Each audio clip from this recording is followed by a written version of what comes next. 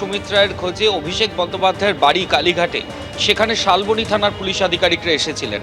আর আজকে বিষ্ণুপুর থানার পুলিশ আধিকারিকরা এলেন সুমিত রায়ের বাড়িতে তার খোঁজে। আজকে 4:20 নাগাদ বিষ্ণুপুর থানার 3টে গাড়ি তারা বেহালা থানার পুলিশ আধিকারিকদের সঙ্গে নিয়ে সুমিত রায়ের বাড়িতে আসেন। মিনিট 6 তারা গেটের সামনে দাঁড়িয়ে কলিং বেল বাজান। বিষ্ণুপুর থানার একজন লেডি অফিসার তিনি নোটিশ নিয়ে এসেছিলেন। মিনিট 6 পরে সুমিত রায়ের মা তিনি দরজা খোলেন এবং খোলার পর যারা পুলিশ আধিকারিক ছিলেন তাদের সাথে কথা বলেন। বেশ কিছুটা সময় দুপক্ষের মধ্যে কথা হয় এবং তারপর আমরা যে ছবি দেখি যে বিষ্ণুপুর থানার তরফ থেকে একটা নোটিশ সেটা সুমিত রায়ের পরিবারকে সার্ভ করা হয়। কিন্তু যেহেতু আজকে সার্চ ওয়ারেন্ট ছিল না, ঠিক সেই কারণেই বিষ্ণুপুর থানার পুলিশ আধিকারিকরা তারা সুমিত রায়ের বাড়িতে ঢোকেননি। এবার কি অভিযোগের প্রেক্ষিতে আজকে পুলিশ আধিকারিকরা এসে সুমিত রায়ের বাড়িতে নোটিশ দিয়ে গেলেন? সুমিত রায়ের এগেনস্টে লুকআউট নোটিশ রয়েছে, তিনি আপাতত পুলিশের খাতায় পলাতক অবস্থায় রয়েছেন।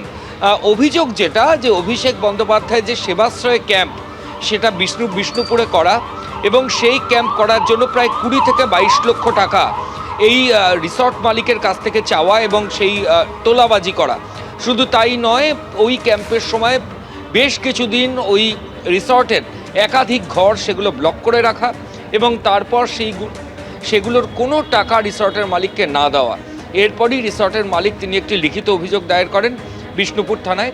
রিসর্ট মালিকের অভিযোগের প্রেক্ষিতে তোলাবাজির অভিযোগে অভিষেক বন্দ্যোপাধ্যায়, সুমিত রায় এবং বিষ্ণুপুরের তৃণমূলের বিধায়ক দিলীপ মণ্ডল এদের এগেনস্টে এফআইআর রেজিস্টার্ড হয়। সেই মামলাতেই আজকে বিষ্ণুপুর থানার পুলিশ আধিকারিকরা বেহালা থানার পুলিশকে সঙ্গে নিয়ে সুমিত রায়ের বাড়িতে এসেছিলেন নোটিশ দিতে।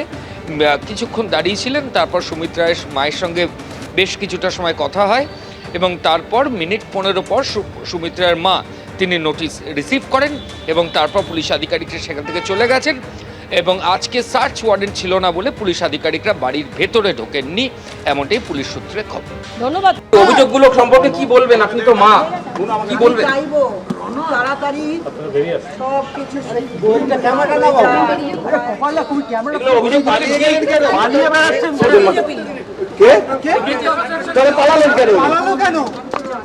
কোথায় গেছে? বিল দেওয়া হয়েছে, সেই বিল আজ অব্দি আমরা রিকভার করতে পারিনি, স্টিল ডিউ।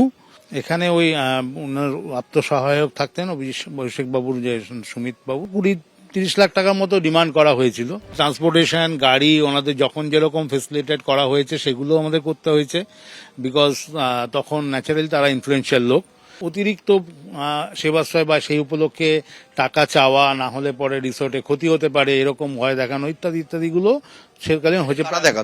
এটা তখনকার দিনে যারা ক্ষমতাশীল যারা ছিলেন এবং এই দিলীপ মণ্ডলবাবু ওনার সাময়িক যারা এসে যোগাযোগ করতেন, 20-30 লাখ টাকার মতো ডিমান্ড করা হয়েছিল। সে টাকাটা চাওয়া হয়েছিল, না হলে পরে ভেঙে দেওয়া হয় ভয়, তারপর সে টাকা দেওয়া হলো। এবিপি আনন্দ, এগিয়ে থাকে, এগিয়ে রাখে।